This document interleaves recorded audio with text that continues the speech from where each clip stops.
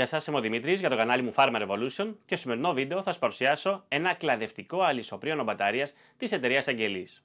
Ουσιαστικά πρόκειται για ένα από τα καινούργια κλαδευτικά εργαλεία που μας παρουσίασε η εταιρεία Αγγελής. Είναι αυτό εδώ το αλυσοπρίωνο και έχετε στην αρχή του συσκευασία μέσα σε μια πλαστική βαλίτσα και μέσα θα βρούμε το αλυσοπρίωνο, 2 μπαταρίες με 5 αμπερόρια χωρητικότητα, έναν φορτιστή, κάποια μικροεργαλεία αλλά και τις οδηγίες χρήσεως. Το αλυσοπρίωνο είναι αυτό εδώ και με το πιάσουμε στα χέρια μας αμέσως θα καταλάβουμε ότι πρόκειται για μια προσεγμένη και ποιοτική κατασκευή. Τα πλαστικά έχουν πολύ καλή υφή, πολύ καλή συναρμολόγηση μεταξύ τους. Η λάμα που χρησιμοποιεί έχει μήκος 18 εκατοστά. Η αλυσίδα είναι 1 τέταρτο με πάχος οδηγού 1,1 χιλιοστά και έχει 48 οδηγούς. Η ταχύτητα της αλυσίδας είναι 14 μέτρα το δευτερόλεπτο. Διαθέτει ενσωματωμένο δοχείο λαδιού μεγάλης χωρητικότητας, μιας και έχει αυτόματη αντλία λείπανσης της αλυσίδας. Διαθέτει διπλό παξιμάδι συγκράτησης της λάμας πάνω στο αλυσοπρίωνο, αλλά το βασικό του χαρακτηριστικό είναι ότι για να ρυθμίσουμε το τέρμα της αλυσίδας γίνεται από αυτό το σημείο εδώ, από αυτή τη βίδα, και όχι από μια βίδα που βρίσκεται στα περισσότερα αλυσοπρίωνα σε αυτό το σημείο, όπου κάνει πιο δύσκολη τη διαδικασία. Το μοτέρ του είναι brushless στα 600 W ισχύ και όσο αφορά την μπαταρία που χρησιμοποιεί είναι αυτή εδώ στα 21 V. 5 αμπερόρια χωρητικότητα. Να θυμίσω ότι έχετε με 2 μπαταρίες στην αρχή του συσκευασία και τοποθετούμε την μπαταρία στο κάτω μέρος του αλυσοπρίωνου. Εδώ. Και σύμφωνα με την ζυγαριά μου, το βάρος του με την μπαταρία τοποθετημένη διαμορφώνεται στα 2 κιλά και 36 γραμμάρια. Για να μπορέσουμε όμως να δούμε σε τι κατάσταση βρίσκεται η μπαταρία, υπάρχουν δύο επιλογές. Είτε από την ενσωματωμένη έδειξη της μπαταρίας πατώντας αυτό το κουμπί εδώ, είτε από αυτό το σημείο εδώ πάνω στο αλυσοπρίωνο, όπου υπάρχουν κάποια λαμπάκια και όταν το ενεργοποιήσουμε θα μας δείξουν επίσης σε τι κατάσταση βρίσκεται η μπαταρία. Το συγκεκριμένο μοντέλο αλυσοπρίωνου που παρουσιάζω διαθέτει προοδευτική κοπή, κάτι που δεν έχω ξανασυναντήσει σε άλλο αλυσοπρίωνο μπαταρίας που να έχω δοκιμάσει μέχρι τώρα. Οπότε όσο πατάμε την σκανδάλη θα αυξάνεται και η στροφή της αλυσίδας. Για να το ενεργοποιήσουμε θα πατήσουμε την ασφάλεια και τη σκανδάλη σιγά σιγά ώστε να δούμε και την λειτουργία της προοδευτικής κοπής.